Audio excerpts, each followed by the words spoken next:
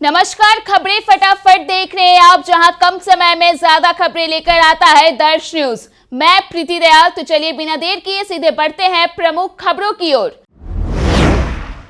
America की ओर से भारतीय नागरिक निखिल गुप्ता पर लगाए गए गंभीर आरोप पर प्रधानमंत्री मोदी ने पहली बार प्रतिक्रिया दी है। प्रधानमंत्री मोदी ने कहा है कि अगर कोई भी देश हमें कोई जानकारी देता है तो हम निश्चित रूप से उस पर गौर करेंगे।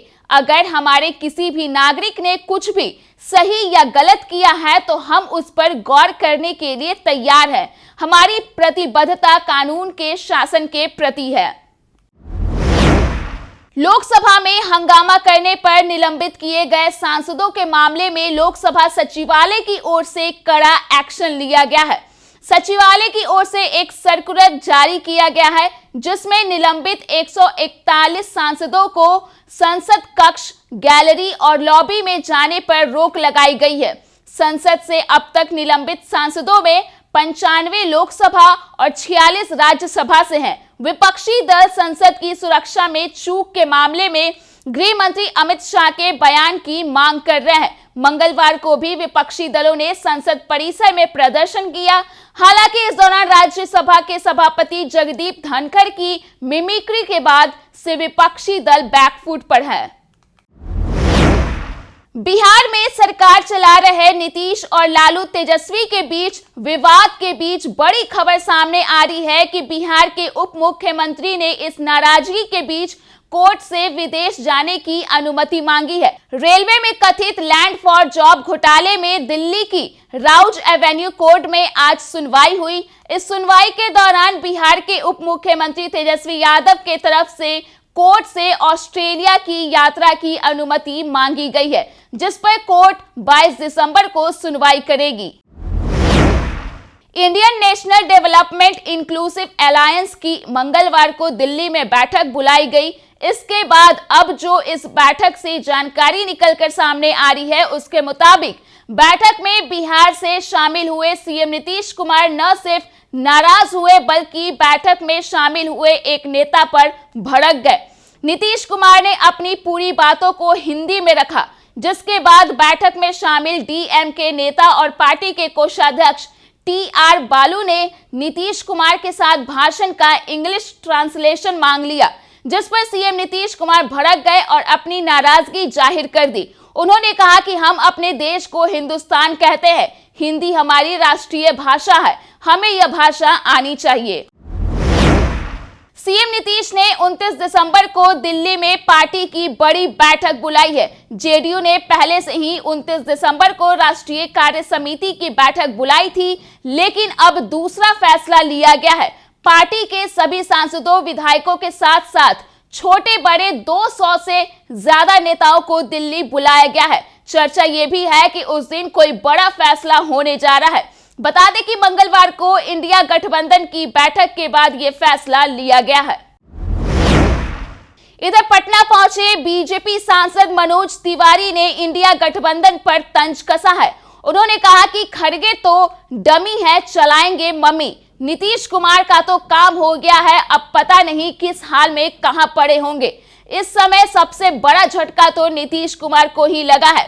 नीतीश कुमार को अलायंस ने कहीं का नहीं छोड़ा। वे ना घर के हुए और ना घाट के रह गए हैं। उन्होंने कहा कि मेरी सहानुभूति नीतीश कुमार के साथ है। अयोध्या में राम मंदिर निर्माण का काम देख रही टाटा कंसल्टिंग से पटना के महावीर मंदिर का करार हुआ है। बुधवार को महावीर मंदिर ट्रस्ट और टाटा कंसल्टेंट के बीच MOU हुआ। टाटा कंसल्टिंग विराट रामायण मंदिर के निर्माण का सुपरविजन करेगी। बिहार के मेजर मनोज कुमार ने देश की रक्षा करते हुए अपना बलिदान दे दिया। मेजर मनोज कुमार के शहीद होने की खबर जैसे ही अरवल के कड़पी थाना क्षेत्र स्थित लोदीपुर गांव में उनके परिजनों को मिली, उन पर दुखों का पहाड़ टूट पड़ा। मनोज के पिता अशोक कुमार प्रभाकर भी आर्मी से रिटायर हैं और फिलहाल रेलवे की नौकरी करते हैं। बेटे के शहीद होने की खबर मिलने के बाद उनके होश उड़ गए।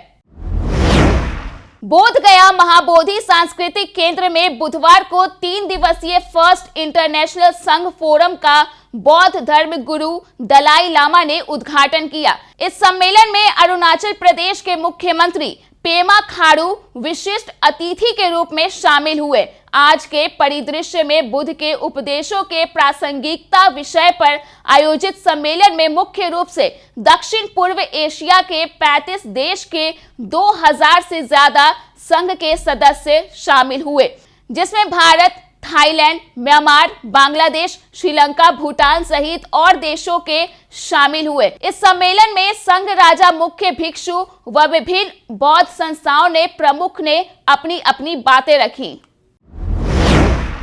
झारखंड विधानसभा के शीतकालीन सत्र के चौथे दिन भी सदन में भाजपा विधायकों का हंगामा जारी है। मंगलवार को हंगामे के बीच स्पीकर ने भाजपा के 3 विधायकों बिरंची नारायण, भानु प्रताप शाही और जयप्रकाश पटेल को पूरे सत्र के लिए निलंबित कर दिया था। निलंबित विधायक बुधवार सुबह से विधानसभा के मुख्य द्वार पर धरना दे रहे हैं।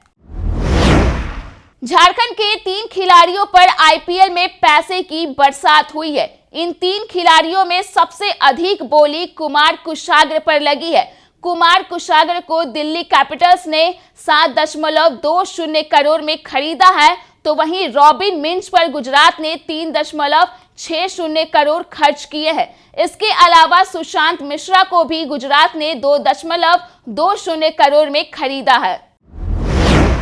अब बात मौसम के मिजाज की। बिहार में मौसम ने करवट ले ली है। ठंड से लोगों का ठिठुरना शुरू हो गया है। प्रदेश के कई शहरों के तापमान में गिरावट दर्ज की जा रही है।